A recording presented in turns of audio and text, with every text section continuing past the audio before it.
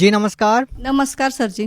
क्या नाम है जी आपका? गीता जितेंद्र पवार। गीता जी कहाँ से आए हैं आप? जलगांव महाराष्ट्र से भगत जी।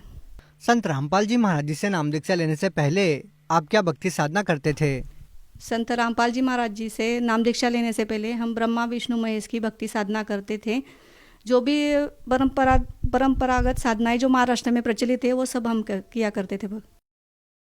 गीता जी, जैसा कि आपने बताया कि पहले आप सभी हिंदू धर्म की पारंपरिक पूजाएं करते आ रहे थे, तो हम आपसे ये जानना चाहेंगे, जब आप ये सभी पारंपरिक पूजाएं करते आ ही रहे थे तो आपको संत रामपाल जी महाराज जी से नाम दीक्षा लेने की क्या जरूरत आन पड़ी? दोनों बच्चे मेरे हमेशा बीमार रहते थे। जैसे वो 15 दिन हम उनकी वजह से अस्पताल में रहते थे। मेरे घर वालों के जो काम धंधे थे वो भी 15 दिन रुके हुए थे क्योंकि वो मेरे साथ 15-15 दिन अस्पताल में रहते थे। उस वजह से हमारी इनकम नहीं हो पाती थी। हमारी इनकम सोर्स बिल्कुल ना के बराबर थी। हमारी आर्थिक परिस्थिति जो थी ना भगत जी, वो बहुत इनकी बीमारी की, दोनों बच्चों की बीमारी से बहुत ज़्यादा खराब हो चुकी थी। इसके लिए हमने बहुत से मतलब तांत्रिकों के पास गए, बाबाओं के पास गए, दरगाहों में गए, मंदिरों में गए, लेकिन कहीं भी कुछ भी लाभ नहीं हुआ।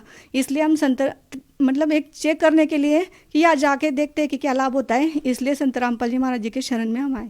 तो क्या संत रामपाल जी महाराज जी से नाम दीक्षा लेने के बाद आपके जीवन की जो कठिनाइयाँ थी, आपके बच्चे को जो प्रॉब्लम थी, क्या वो ठीक हुई? हाँ जी सर जी।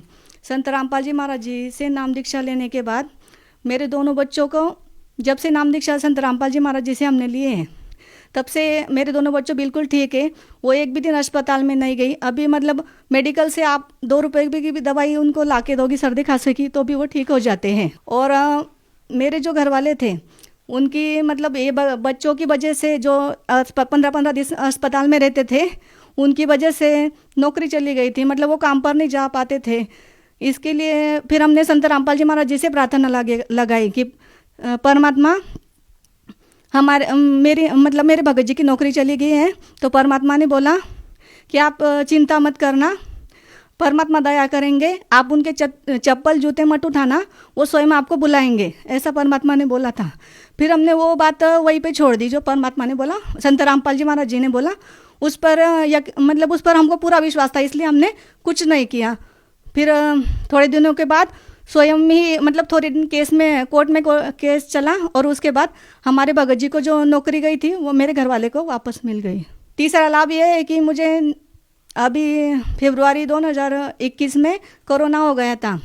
तो पहले तो समझ में नहीं आया, ऐसा लग रहा था कि साधारण बुखार है, लेकिन बुखार उतर ही नहीं रहा था। मैं ज़्यादा दिन ब दिन मेरी तबीयत बिगड़ती जा रही थी।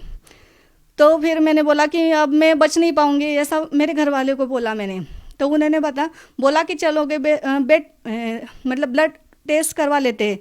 फिर हम ब्लड टेस्ट करके आए तो पता चला कि कोरोना है।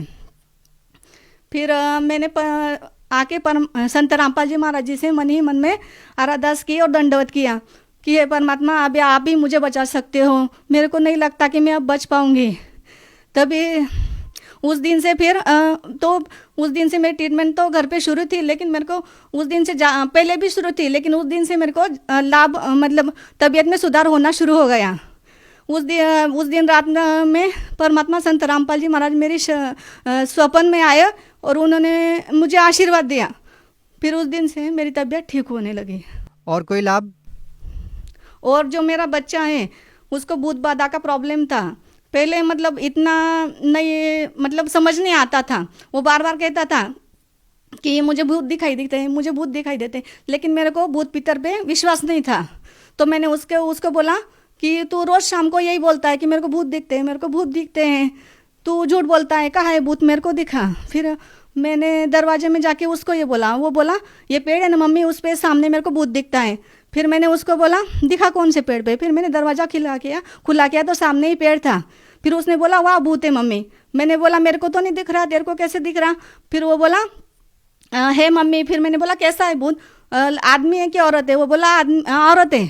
फिर कैसा है? तो वो बोला कि पूरी उल्टी लटकी हुई है वो औरत, और उसके बाल पूरे खुले हैं और वो आधी जली हुई है। फिर मैंने बोला ठीक है, तू घबरा मत, कि तो अपन परमात्मा के शरण में, मतलब संत रामपाल जी महाराज जी के शरण में, अब अपन को कुछ नहीं हो सकता। फिर मैंने उसको बोला कि उसको बोल परमात्मा को दंडवत करके कि संत रामपाल जी महाराज की जय, बंदी छोड़ सदगुरुदेव रामपाल जी महाराज की जय, ऐसा बोल। फिर उसने वही किया, परमात्मा संत रामपाल जी महाराज जी को दंडवत किया और वो बोलने रोता रहा और चिल्ला मतलब परमात्मा की जयकारा लगाता रहा। मैंने बोला जब तक कि वो दिखेगा नहीं तब तक परमात्मा के जयकारा लगाना। फिर वो जब वो जयकारा लगा रहा था वो अपने आप दिखाई देना बंद हो गया। फिर उस दिन से उसको भूत नहीं दिखा। परमात्मा की दया से, संत रामपाल जी महाराज जी की दया से मतलब हम किराए के मकान में रहते थे, हमको बार बार मकान बदलना पड़ता था। तो हम परेशान हो गए थे कि मतलब ये बच्चों का खर्च, अस्पताल का किराए का मकान, उसका किराया, इस वजह से हम परेशान हो गए थे। तो मैंने मन ही मन में परमात्मा से कहा, संत रामपाल जी महाराज जी से कहा कि परमात्मा दया करना, छोटे मोटे कोई भी झोपड़ी हो आप हमको दिला देना, आप जैसे रखोगे वैसे ही हम रहेंगे। तो संत रामपाल जी महाराज जी ने वही भी हमारी इच्छा पूरी कर दी।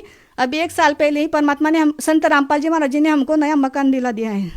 मेरा जो बच्चा है 12 साल का है, वो अभी जब हम संत रामपाल जी महाराज जी के शरण में आने से पहले वो काफ़ी ज़्यादा बीमार रहता था। किसी ने उस पर टोने टोटके कर दिए थे, उसकी मतलब हमको बता दिया था। हम सभी तांत्रिकों के पास जाते थे ना, तो वो बोलते थे कि इसकी आयु ज़्यादा नहीं है, 8 से 9-10 महीने बस यही इसकी आयु शिल्लक है। फिर हम सोचते कि हमारा एक ही बच्चा है और हमको बहुत दिन के बाद मतलब बच्चे हुए थे। शादी को 4-5 साल हो गए थे तभी बच्चे हुए थे। इसलिए फिर हमने जो हमारे पास सभी जो पैसे थे वो दोनों बच्चों के लिए लगा दिए थे। इसलिए हमारी आर्थिक परिस्थिति इतनी खराब थी, मतलब कोई हम दवाखाने के लिए मतलब अस्पतालों के लिए भी मांगेंगे तो कोई हमारा देने के लिए तैयार नहीं था। इस वजह से मतलब घर में टेंशन, झगड़ा ये सब चलता रहता था। लेकिन जब से संत रामपाल जी महाराज जी शरण में आए हैं तो तब से परमात्मा ने दया करके रखी है। घर में भी बहुत ज़्यादा बरकत है भगत जी। जब हमारे जो कपाट है उसका जो लॉकर है, जब भी मैं खोलती हूँ कभी कभी देखती हूँ कि अभी घर में पैसे नहीं है, तो मैंने उसमें हाथ जब भी डालूंगी ना, मैं तो उधर मतलब 500 की हमेशा नोट निकलती है। 500 की 2-2, 3-3 नोटें हमेशा निकलती हैं। ऐसी बात, इतनी बरकत संत रामपाल जी महाराज जी ने हमें करके रखी है। गीता जी, जैसा कि आपने बताया कि पहले जो साधनाएं आप करते आ रहे थे उन साधनाओं को करने से आपको कोई लाभ नहीं मिला और संत रामपाल जी महाराज जी से नाम दीक्षा लेते ही आपको लाभ मिलना शुरू हो गए, तो इसके पीछे आपको क्या कारण लगता है?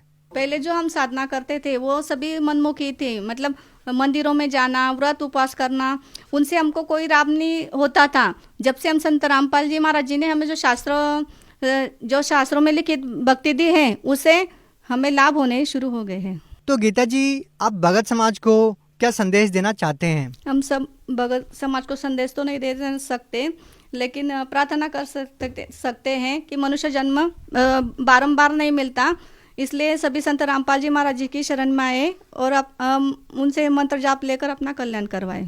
तो गीता जी, आप महाराष्ट्र के लोगों को अपनी मराठी भाषा में क्या संदेश देना चाहेंगे? मी सर्व माझ्या महाराष्ट्रातल्या बंधू भगिनींना प्रार्थना करू इच्छिते की तुम्ही जे दुःखी असाल किंवा म्हणजे आपण सर्वजण देवासाठीच भटकत आहोत, कोणी मंदिरांमध्ये, कोणी दर्ग्यांमध्ये, तर त्यांनी पूर्ण परमेश्वर संत रामपाल जी महाराज या पृथ्वीवर आलेले आहे, त्यांच्याकडून नामदीक्षा घेऊन आपले कल्याण करावे। अगर कोई व्यक्ति संत रामपाल जी महाराज जी से नाम दीक्षा लेना चाहते हैं तो वो कैसे ले पाएंगे?